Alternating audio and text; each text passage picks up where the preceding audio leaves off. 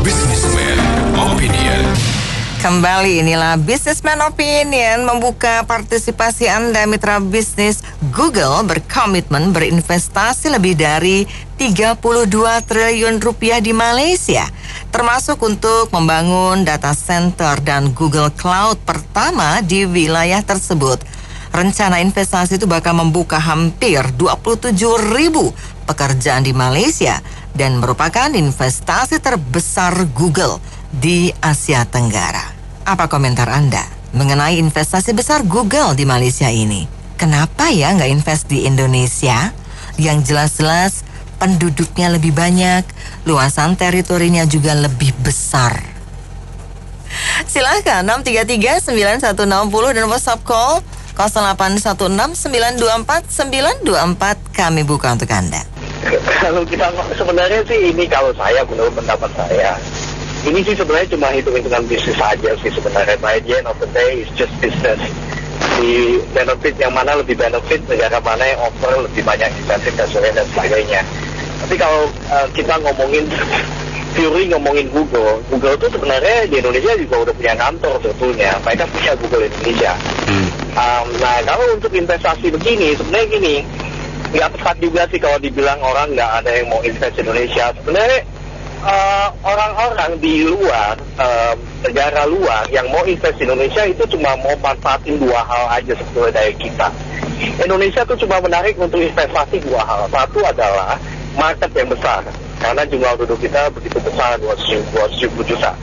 Yang kedua adalah sumber daya alam. Itu aja, dua aja yang menarik. Jadi kalau misalnya kita ngomongin dua hal itu, company besar pasti mau invest.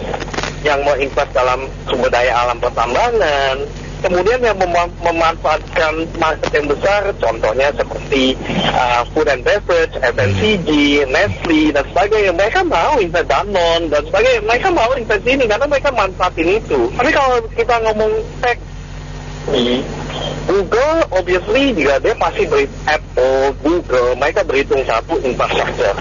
Kemudian kedua, regulasi tentunya. Mereka lebih prefer negara yang secara regulasi nggak terlalu banyak perubahan, yang lebih sustain. Ketiga pasti geopolitik, pasti politik dalam negeri. Mereka lihat mana yang lebih sedikit perubahan dalam politik, peta politiknya. Kemudian yang terakhir juga masalah hukum, ya sih memang masalah hukum juga memegang peranan penting. Kalau dia invest di Malaysia, contoh kalau saya mau compare Malaysia, kenapa dia invest Malaysia ya? Kenapa nggak invest di Singapura? Singapura secara SDM jauh lebih unggul daripada Malaysia, let's say. Tapi mungkin di Singapura udah terlalu mahal bagi dia, dan istilahnya yang bisa mirip-mirip dengan Singapura itu memang Malaysia secara SDM, mungkin dalam segi bahasa, karena Malaysia udah lebih mereka bahasa di pendidikan mereka sudah dididik dalam bahasa Inggris dari kecil. Jadi obviously di satu sisi itu udah unggul dari kita. Kedua mungkin dari sisi secara technical SDM mereka mungkin dari mungkin sedikit lebih unggul juga dari kita mungkin. Jadi semua balik lagi, semua hitung-hitungan bisnis lah. Kita kalau ngomong mengenai konspirasi ini, konspirasi itu, dekat dengan Amerika, tidak dengan China, lili ya, memang itu semua ada korelasinya, tapi mungkin by the end of the day ini semua orang-orang bisnis kan. Orang Google itu juga nggak bodoh, orang Apple juga nggak bodoh. Mereka hitung-hitungan bisnis mana yang lebih menguntungkan. Tapi kalau dibilang nggak ada lagi lah yang mau invest Indonesia, nggak juga. Yang mau diinvest Indonesia itu adalah yang satu mau memanfaatkan market kita yang besar, kedua adalah mau memanfaatkan sumber daya alam kita. Itu aja sih sumber daya alam kita.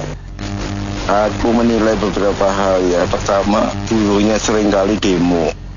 Itu juga salah satu faktor negatif dari suasana Indonesia. Terus kedua ya mungkin bagi teknologi sumber dayanya kurang mendukung untuk bagi perkembangan Google. Itu aja yang saya indikasikan. Terima kasih. Jadi menurut saya kenapa Google itu lebih tertarik ke Malaysia? Pertama, kepastian hukum, Pak. Di sana regulasinya tidak terlalu berbelit-belit, intinya tidak terlalu panjang lah birokrasinya. Itu yang pertama, dari segi government prosesnya itu lebih di sana lebih simple dibanding di negara kita. Terus saya setuju tadi tingkat pendidikan dan juga bahasa itu juga SDM itu sangat mempengaruhi. Di sana Malaysia lebih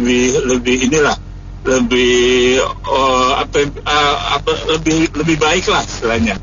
Ketiga di sana itu kan yang ketiga di sana itu saya setuju. Di sini kita hanya dimanfaatkan dari sisi sumber daya alam yang memang dan dari segi penduduknya yang besar, sehingga marketnya itu cukup besar. Itu orang mau tertarik di situ. Tapi dari sisi teknologi, saya pikir kita ini masih banyak masalah-masalah yang ada, karena negara kita kepulauan. Di samping itu alamnya juga, kalau di Malaysia kan negaranya walaupun dia juga ada satu kepulauan terpisah ya, tapi di sana itu dia infrastrukturnya sudah mendukung, dan yang jelas lebih mudah orang berinvestasi. Keduanya kepastian hukum yang jelas itu tadi. Ya itu kemungkinan salah satu itu pertimbangannya. Jadi kita hanya dimanfaatkan dari segi market dan juga dari segi sumber daya alam itu. Jadi kalau yang hal-hal lain kita ini dari sisi politis juga kita masih sangat rentan sekali ya. Termasuk ya mohon maaf ya, di sini masih banyak hal-hal kosnya sangat tinggi Pak, terus terang Pak.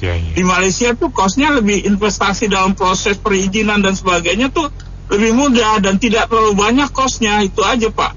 Itu mungkin Pak, di kita ini terlalu banyak kos yang harus dikeluarkan untuk sebuah seorang investor. Belum lagi kepastian hukumnya juga kadang-kadang masih, ya kita tahu lah Pak sekarang. Itu yang penting Pak. Ya karena setiap investor ingin ada kepastian hukum yang jelas Pak, itu Pak. Dan juga kosnya tidak terlalu tinggi dalam proses bisnis Pak. Itu ketika dia mau izin segala macam, itu lebih cepat, lebih efisien. Itu yang penting. Itu mungkin Pak. Terima kasih. Sebetulnya sih ini memang tidak mengagetkan ya, tidak mengejutkan. Karena memang beberapa tahun terakhir kan Indonesia kurang cocok ya dengan Amerika. Kita tahu ya bahwa perusahaan-perusahaan Amerika itu banyak sekali dicengkram oleh pemerintahnya. Contoh kecil kan yang terjadi di Rusia saat Rusia menginvasi Ukraina, hampir semua perusahaan Amerika keluar. Ya, memboikot sana, memboikot sinilah. Jadi kan Indonesia dalam masalah nikel, ya dari beberapa pertambangan dia kan tidak mau ekspor dalam bentuk mentah, dan itu sangat menjengkelkan Amerika dan sekutunya ya. Nah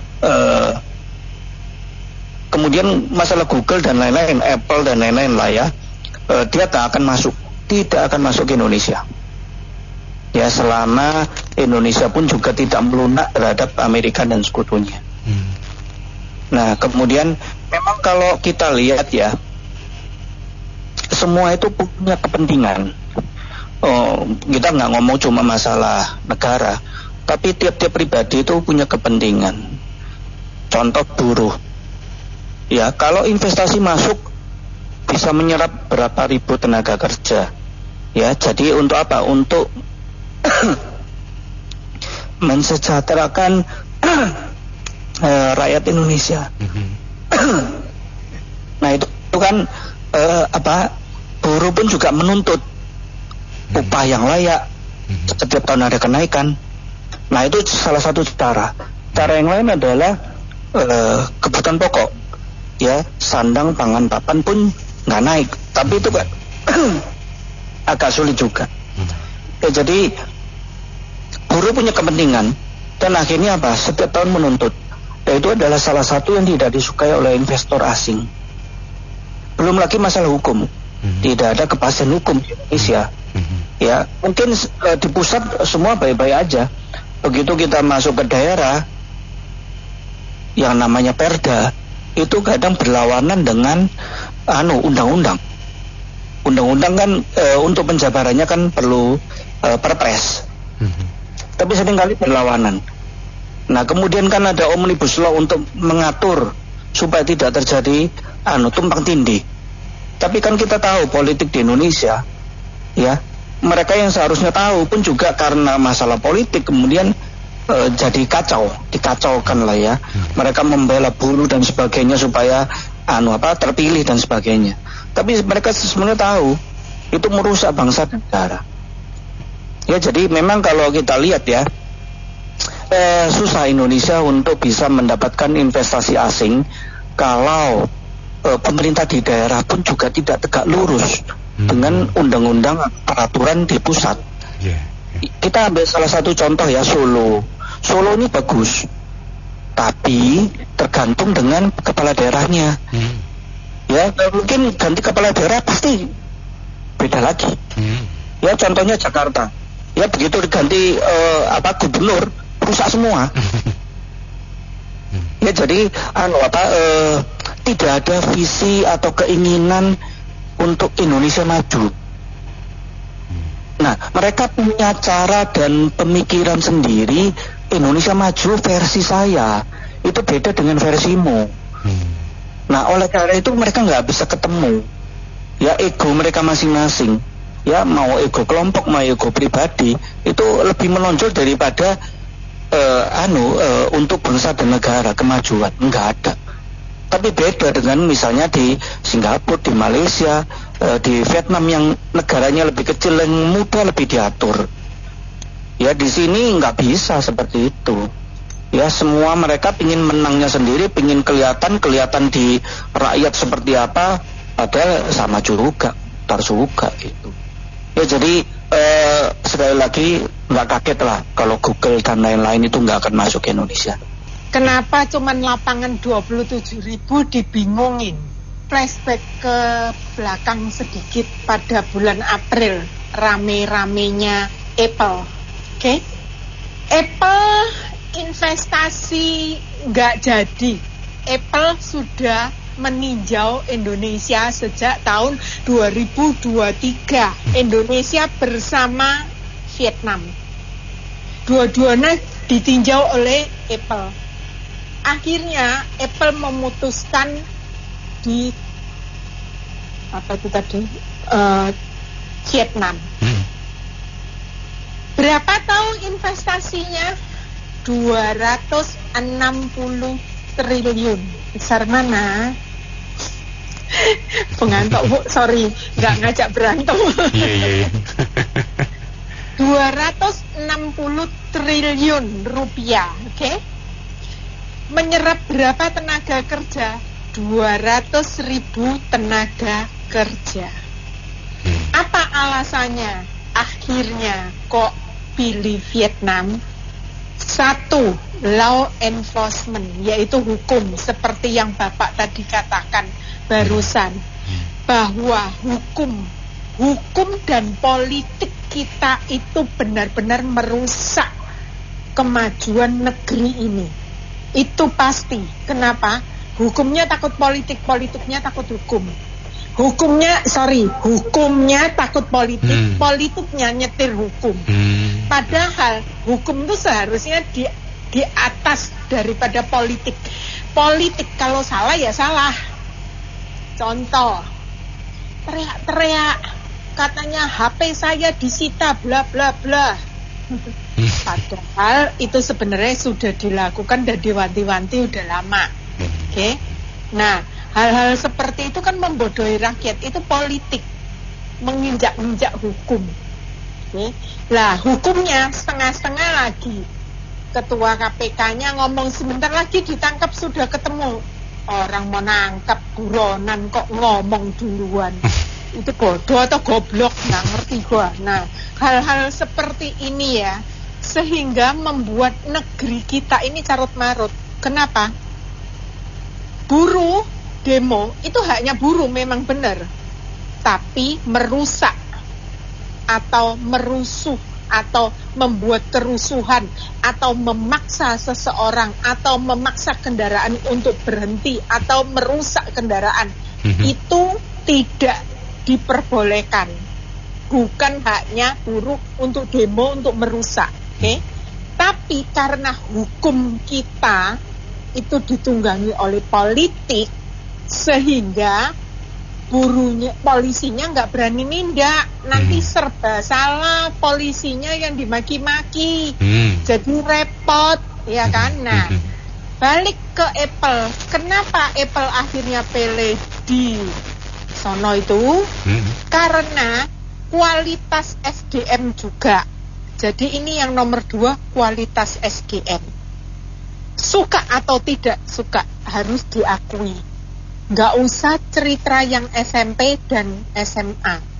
Cerita yang dosen-dosen saja berpolitik ria dan mengepro kanan kiri, nggak tahulah modelnya gimana, mulutnya ngomongnya sudah pokoknya tergantung dari yang order. Bukankah ini dosen? Benar, dosen itu kan ilmu, untuk ngajarin ilmu. Lah kalau kayak gini caranya gimana? Jadi balik lagi kan, hukum dipolitikkan, politik menginjak-injak hukum. Ini yang membuat Apple itu jadi takut. Kenapa? Kalau tadi Bapak itu mengatakan nggak mungkin Amerika, karena Amerika nggak suka karena kita dekat China. Salah. Kenapa? China itu lebih negotiable. Karena China itu baru berangkang, maksudnya baru naik. Jadi pengerti kondisi carut-marutnya Indonesia itu bagaimana, tahu. Jadi mereka itu pakai negosiasi pengertian. Lain dengan orang bule nggak mau tahu, gue cari duit. Bukan misunderstanding because I love you and then I must to understand you, bukan itu. Ya kan, kalau cinta kan otomatis harus understanding each other. Tapi ini cari duit. Siapa yang yang menghasilkan, ya itulah udah yang ini. Nah, sama aja. Sekarang saya mau nanya, kenapa Google tidak investasi di kita, yang mana dekat loh itu Batam. Batam itu sudah disiapkan tempatnya. Kasian kan kita ini. Saya sampai nanya, membredel orang-orang BUMN, kenapa kalian tidak bisa mengarahkan Google untuk investasi di kita? Bukankah kita sudah punya lapangannya? Maksudnya investasi data ya. Nah, cloud-nya itu, kenapa kok tidak di tadi itu saya ngomong di sebelahnya ini, di sebelahnya Singapura, Batam. Kenapa? Bukankah sudah disiapin tanahnya dan tempatnya? Pokoknya lokasi itu udah disiapin di Batam. Kenapa tidak investasi di situ? Semuanya tidak berani menjawab. Kenapa? Karena saya nanyanya by phone. Atau disadap, nanti gua itu sebarin. Tapi kalau diskusi face to face, mereka mau bicara. Nah, inilah repotnya. Jadi, contoh lagi satu, Starlink ya. Rame di DPR, gebrak-gebrak meja. Perempuan itu satu ngomong, Starlink di Cina aja ditolak. Jelas lah Starlink di Cina ditolak. China punya Google sendiri, punya Facebook sendiri, punya, pokoknya semua itu China punya sendiri. Ya terangnya nggak mau dong pakai punyanya Barat digusur pelan-pelan gitu. Jadi di meja DPR itu memalukan kan ngomong seperti itu. Nah, kenapa Starlink itu terpaksa? Karena BTS itu yang seharusnya sudah disiapin investasinya 300 sekian triliun itu habis, cuman berhenti dengan BTS saja. 300 sekian triliunnya akhirnya entah lubang berapa saya nggak tahu. Dan itu yang melubangi siapa? Tahu nggak siapa bosnya BTS? Cari tahu tuh, ada di partai sana. Nah, itu partai yang teriak-teriak itu. Lah kayak gitu gimana? Terus sekarang saya mau nanya, kalau sekarang internet kita yang 5G tidak diinvestasikan di daerah 3T, lalu mau investasikan 3 tahun lagi, keburu apa? Keburu sudah 6G kan? Nah, terus kita apa nggak ketinggalan? Lalu saya mau nanya, kita ini kan kekurangan dokter. Daerah-daerah 3T itu dokter-dokter Indonesia pada nggak mau ke situ. Tetapi kalau ada Starlink, di mana internetnya bagus banget, operasi bisa dipandu, dokter-dokter yang ada di sana bisa dipandu dari kita di Jakarta atau di Surabaya atau di mana. Nah, hal seperti itu kan mahal banget, dan itu menolong orang-orang di daerah 3T untuk, maksudnya kita tuh shortcut. Nah, ini kan nggak dipikirin oleh DPR, cuman ngomongnya Cina aja nolak. Gila, makasih. Iya, saya cuma nanya ya, ada apa, kenapa tidak di Indonesia? Ya, kita tanya saja lah sama petinggi-petinggi kita, sama pengelola kita. Saya tanya sama teman saya di Kalimantan, sama Pak Samsul, nggak tahu juga itu. Di Kalimantan nggak dapat apa-apa, katanya kita juga mau masuk juga. Padahal kan ada IKN tuh kata Pak Samsul. Jadi kembali lagi kita bilang, ya pengelola negara inilah harusnya dikerahkan sumber daya manusianya. Atas kedutaan-kedutaan kita ada, Menteri Perdagangan ada, bagian marketingnya, Bahlil juga bagus juga tuh bagian promosinya. Tapi kenapa ini harusnya hadiah ulang tahun kemerdekaan kita ini, tapi kenapa ke Malaysia larinya Google? Ya, yaitu salah satunya pemain sulapnya banyak lah, pemain sulapnya pada nggak bagus, daripada takut lebih baik ya Malaysia. Kita sebagai rakyat harusnya malu juga sih.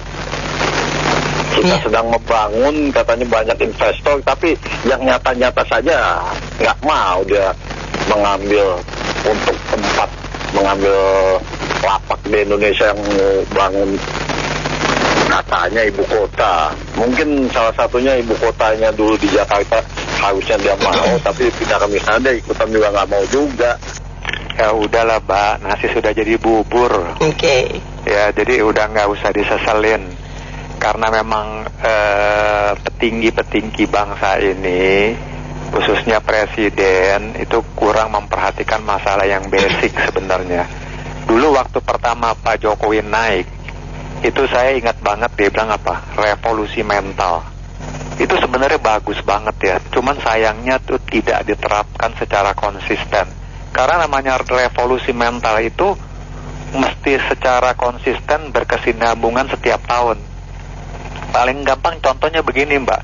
Kalau Mbak baru berkeluarga, punya anak mulai umur 1 tahun, kita benar-benar harus didik itu 5 tahun pertama itu baik, supaya anak itu tidak manja, tidak kolokan, tidak kalau makan harus pakai HP baru mau makan, kan begitu, kayak orang-orang bule kan begitu diajarin ya, mandiri. Begitu udah 6 tahun sampai 12 tahun mereka sudah mulai bisa mandiri, mulai mengenal lingkungan. Kita mulai mengajarkan ini mana yang baik, ini yang tidak baik, ini boleh, tidak boleh, ini yang kamu nggak boleh bohong, dan seterusnya. Ini yang mesti diajarkan. Itu dari sekolah dasar sampai SMP sampai SMA, itu mesti ditanamkan. Jadi kalau karakter semuanya itu ditanamkan dari kecil, ya percaya 10-20 tahun lagi bangsa ini akan berubah. Tapi kalau itu tidak diterapkan, ya tidak ada budi pekerti. Mau dia pinter kayak apa, Mbak? Kalau dia nggak punya akal budi, dia nggak punya karakter yang baik, perusahaan tidak akan pakai orang-orang seperti begitu. Sama juga pejabat kita. Kalau dari awal dia udah jadi presiden, dia nggak tegaskan nih, kalau yang korupsi begini ya, kalau yang begini nggak diampunin. Tidak ada ketegasan, tidak membangun karakter bangsa, Mbak. Itu nggak akan pernah maju bangsa ini. Jadi akhirnya apa? Di pusat ngomong A, di daerah ngomong B. Jadi nggak bisa nular kemana-mana. Karena apa? Karena di pusatnya orang-orangnya seperti begitu, bagaimana di daerah mau ikutin? Akhirnya mereka jadi raja-raja kecil. Nah, kalau yang perusahaan luar negeri dia lihat investasi di Indonesia mau besar triliunan, dia lihat hukumnya kayak begini, pejabatnya kayak begini, saya juga nggak mau, Mbak. Oke. Gitu. Ya, jadi memang ini bukan hal mudah, tapi cobalah kita mulai berubah dari keluarga kita. Dari mulai sekarang dari lingkungan lah. Kalau si pegawai negeri itu, kalau benar-benar mereka itu sudah sadar, sudah bertobat, ya mungkin ya ada perubahan. Tapi kalau yang cuman bertobatnya cuman 1% dari 99%, tidak akan pernah berubah, Pak. Ya begini-begini terus. Ya, jadi kasihan sebenarnya, ya. Jadi begini ya, saya kan pelaku usaha. Iya. Di Indonesia itu usaha itu ribet banget, banyak faktor gitu ya. Jadi kalau Google sama yang perusahaan besar-besar mereka pertimbangkan untuk di luar itu sudah ya logis-logis saja dan masuk akal lah gitu ya. Di sini belum ada kepastian hukum gitu loh. Hukum itu bisa berubah sejalan waktu dan celakanya itu nggak ada kadaluarsa. 20-30 tahun kemudian masih bisa dikorek-korek kalau ada perubahan politik atau apa ya. Itu yang terbesar, yang kecil-kecil belum premannya, belum pejabat di daerah, bahkan kita ada kejadian itu kepala desa hanya untuk lewat traktor aja kalau nggak bayar katanya jalan mau ditutup. Yang anehnya itu aparat tidak bikin apa-apa, usaha macam apa kayak begini. Orang buka usaha di Singapura, di Malaysia, atau bahkan di Vietnam mungkin terjadi hal-hal kayak begini nggak bakalan terjadi. Di Indonesia urus yang begitu-begitu, urus tanah saja sudah bayar duit ratusan juta, tanah sepenggal itu 6 bulan nggak jadi tuh. Tapi duitnya wajib dulu, kalau nggak bayar dulu jangan harap diproses. Sudah bayar dia lupa proses, uangnya ditelan gitu loh. Jadi ada survei mengatakan bahwa Indonesia adalah negara paling religius tetapi paling amoral gitu. Itu sudah benar sekali. Dan wajar kalau orang nggak mau invest di sini. Terima kasih. Ya, kalau saya cuma mau tanya sama Bu Mary. Bu Mary kalau cari-cari apapun di internet di mana, selalu yang dicari siapa? Google kan. Kita selalu nanya apapun yang kita ingin tanyakan di situ kita nanya, dan selalu memberikan jawaban yang tepat, tidak ada salah. Makanya Google itu maha tahu, jadi dia itu kayak Tuhan. Apapun yang terjadi dia mau taruh investasi di mana, mau di mana, itu sudah nggak mungkin salah, karena apapun yang kita ingin tanyakan itu selalu kepada Google. Saya mau tanya, saya mau makan apapun, sekarang saya tanya Google, dia kasih tahu, tidak pernah salah. Jadi ya jawabannya seperti itu. Jadi kita jangan nyalakan siapapun. Jadi Google itu udah maha tahu gitu. Ya kalau masalah Google ke Malaysia itu semua juga ke Malaysia atau ke Vietnam. Karena kenapa? Di Indonesia ini sebetulnya sebab pinter, semua mau berkuasa. Jadi semua itu yang berkuasa lah yang bicara. Jadi bagaimanapun kita kalah dengan Malaysia lah, Vietnam lah. Contohnya orang medis mesti ke Penang yang kotanya gitu kecil. Waduh, Mak, kita di Indonesia, anakku tuh dokter spesialis, dia bicara Indonesia tuh pinter, tapi aturannya itu brutal, jadi nggak bisa. Bagaimanapun kalau hukum tidak ditegakkan, peraturan tidak diberesin, ya Indonesia tuh nggak bakal jadi emas 2045, mimpi. Tolonglah dibenerin, Bu. Kasih tahu kepada Wakanda, ya. Kawasan Indonesia tuh kawasan padat penduduk loh, nggak? Berapa ratus juta tuh. Dengan populasi yang besar, otomatis mobilisasi massa besar, ekonomi juga besar. Itu kan perhitungan yang paling mudah, ya kan? Nah sekarang kalau Google tidak mau menginvestasi di Indonesia, itu jadi pertanyaan seperti narsum sebelumnya yang memberikan aspiran itu. Ya kenapa? Karena birokrasinya berbelit-belit nih. Mau ini harus keluar dana, mau buat ini keluar dana cukup besar. Jadi mereka juga mungkin pusing ya.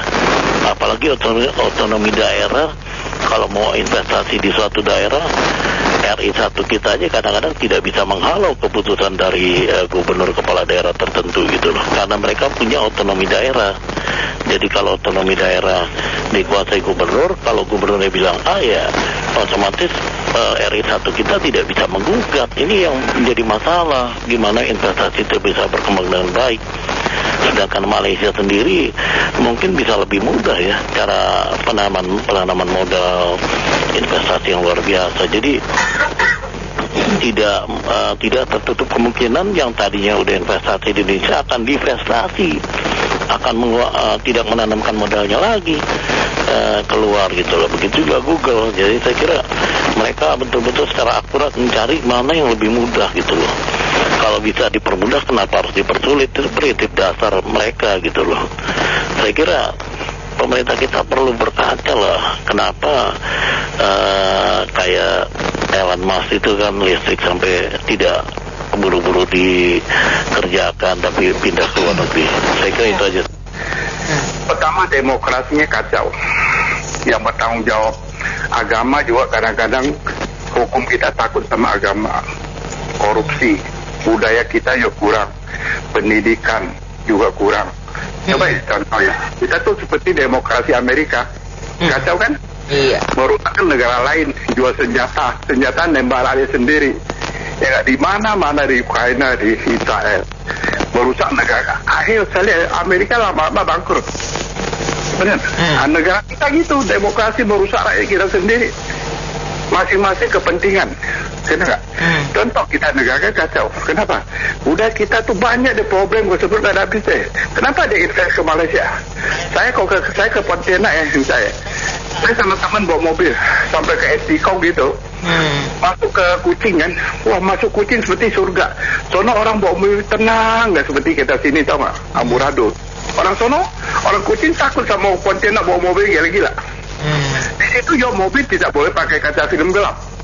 Tidak boleh beli plat nomor. Nah itu, sono tenang hidup. Jadi karena itulah menciptakan orang kenapa cari ketenangan untuk investasi. Kita sini kacau, ganti peraturan, ya nggak? Iya.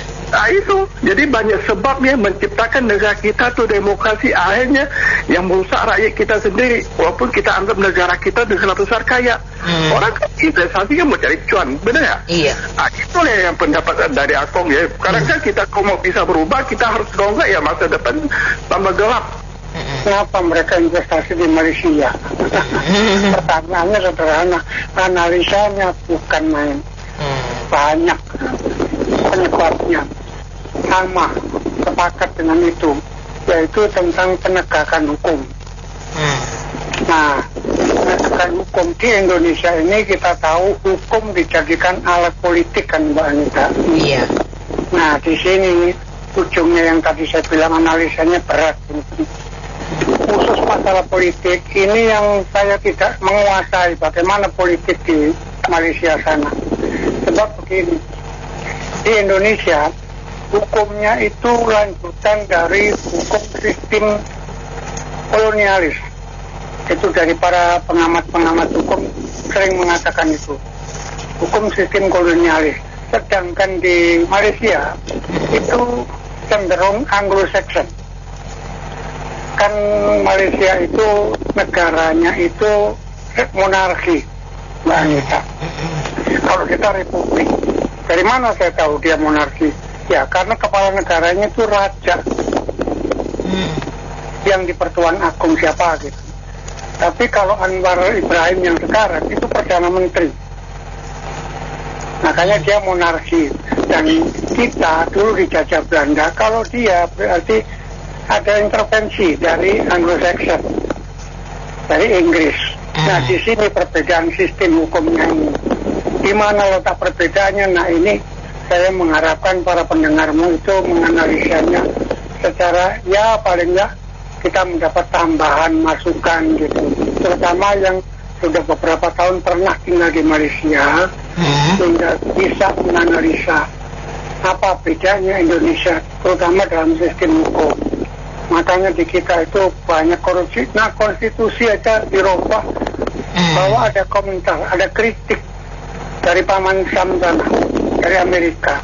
Yang meritik Pas FM menyebutnya majalah Times, New York Times mungkin maksudnya. Kritiknya isinya politik yang dipraktekkan oleh Pak Jokowi bukan politik demokrasi, tetapi politik dinasti. Itu komentar dari Paman Sam sana ya, majalah Times. Nah, hukum lagi kan. Jadi salah satu hal yang paling dikritisi oleh para investor ketika hukumnya nggak tegak, ya ngerilah dia kestabilan dari bisnisnya. Kalau hukumnya bisa dimain-mainkan, masa konstitusi dirubah seenaknya. MK lah, MA. Sementara itu aja. Ya, kita kan punya pengalaman buruk tahun 98. Diharapkan jangan terulang, makanya bagaimanapun itu investor itu masih takut. Soalnya walaupun kelihatannya masyarakat menerima dengan aturan yang dirubah-rubah, cuma nanti kalau kesabaran anak-anak muda udah habis, dia itu berontak, ya kena sasarannya kayak kita yang usahanya di bawah. Kalau yang di atas kan punya pasukan, punya tim aman hidupnya. Makanya saya mohon kepada politisi yang jadi ketua umum partai, mikir sedikit, pakai perasaan, jangan pakai ambisi yang membagi kita. Terima kasih. Saya mau kasih komentar nih ya, bahwa pemerintah Indonesia, pemerintah kita tuh harus berkaca ya. Itu belajar dari Malaysia. Malaysia tuh pinter tuh Bu. Soal Hamas ya yang mau pada ngungsi ke Malaysia tuh ditolak secara tegas sama Anwar Ibrahim. Jelas ditolak. Itu pinter ya, karena sudah tidak mendatangkan berkah, ngapain disambut-sambut. Mereka mau pada masuk sama Menteri Menlu Retno nih. Saya pikir bodoh banget kayak gitu loh ya. Yusuf Kala segala macam, manggilin Taliban, manggilin Hamas, pada minggir semua lah. Jadi bodoh banget ya, pejabat-pejabat kita tuh stupid. Makasih. Ya menurut saya nih, selain dari dari perubahannya peraturan ya, itu mungkin ada kaitannya dengan ya mungkin siapa yang berkuasa, ada yang mau investasi, ya dia harus ada bantu gitu loh. Entah itu buat pemilu atau yang buat bulanan atau entar buat apalah ya, istilahnya kalau mau bantu baru dipermudah gitu loh. Mungkin yang nggak mau investasi ini ya, dia melihat, dia hitung-hitung dan peraturan berubah-berubah, demo terus. Jadi menurutnya ya daripada ribet-ribet mendingan cari negara lain. Itu aja sih menurut saya. Kalau saya berpendapat kita berpikirnya mudaratnya aja kalau seumpamanya mereka tidak mau menanamkan investasi cloud-nya di Indonesia ya Bu. Karena standar administrasi kita aja lah dulu perbaiki. Kalau memang birokrasi dan korupsi ini masih merajalela di Indonesia, ya kita masyarakat menghimbau pada pemerintah ASN-nya, BUMN-nya memperbaiki administrasi manualnya aja dulu. Kalau seumpamanya administrasi manualnya seperti aplikasi satu arah seperti kemarin kan diliput bahwa birokrasi bikin KTP aja lapor ke sini, isi formulir sana sini situ, itu yang harus diperbaiki dulu. Seumpamanya itu terjadi bagus, baru kita bisa berandai-andai bisa mengundang Google Cloud itu ke Indonesia. Kalau dalam pengertiannya sahamnya juga, sosial politiknya juga masih terganggu, ya memang sulit juga Bu.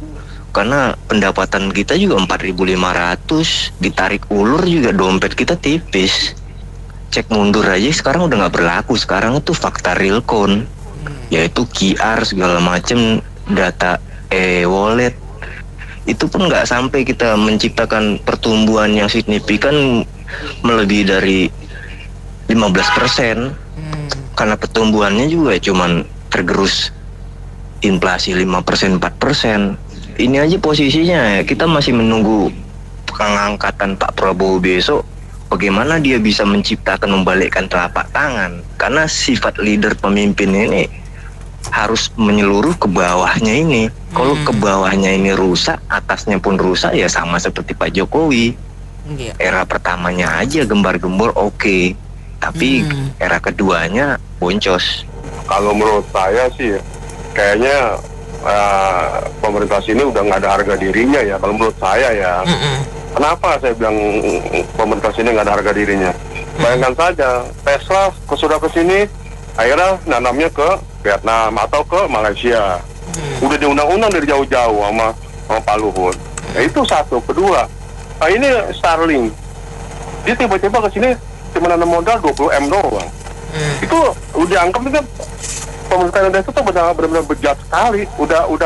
Dia udah nggak diperhatiin gitu. Malah ke Malaysia. Dia nanam saham. Semua pada ke Malaysia. Kenapa? Mungkin ya kita harus introspeksi diri. Negara ini bagaimana? Kenapa bisa nggak dihargain gitu sama investor-investor negara yang maju begitu, negara yang duitnya banyak. Itulah yang kita mesti pikirkan.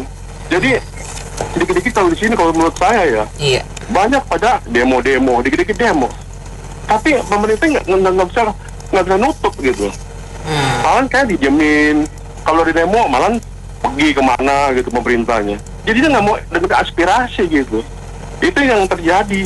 Makanya negara lain tuh nggak mau dalam saham Indonesia. Kalau menurut saya ya, karena ya itu yang saya bilang. Contoh kayak kita rakyatnya pernah main judi ke luar negeri.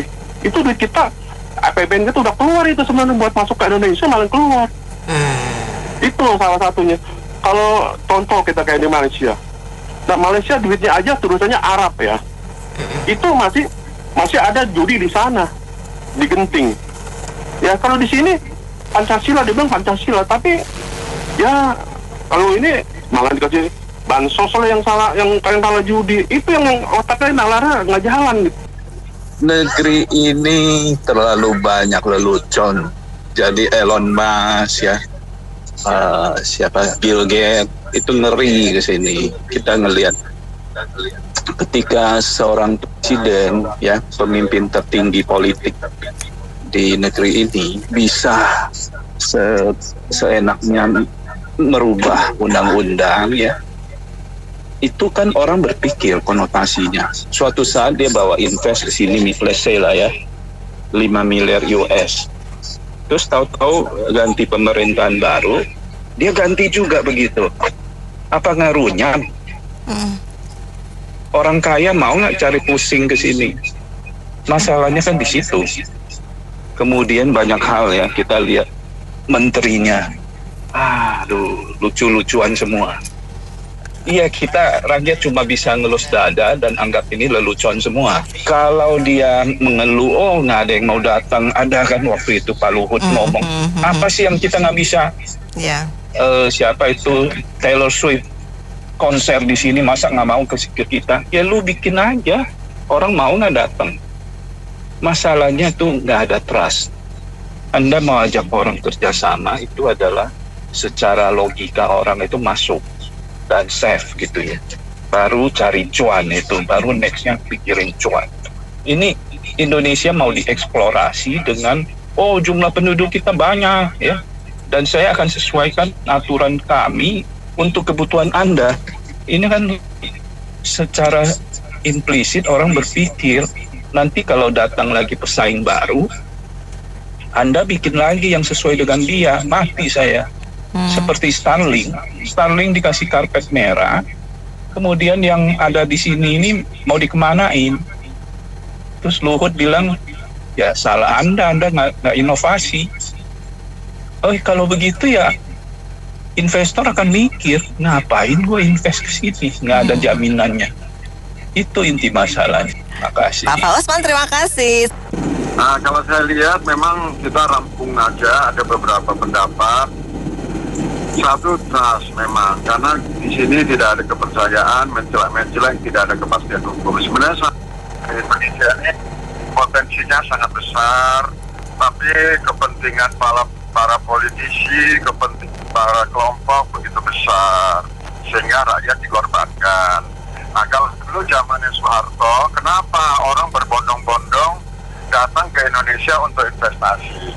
Karena satu, kepastian hukum.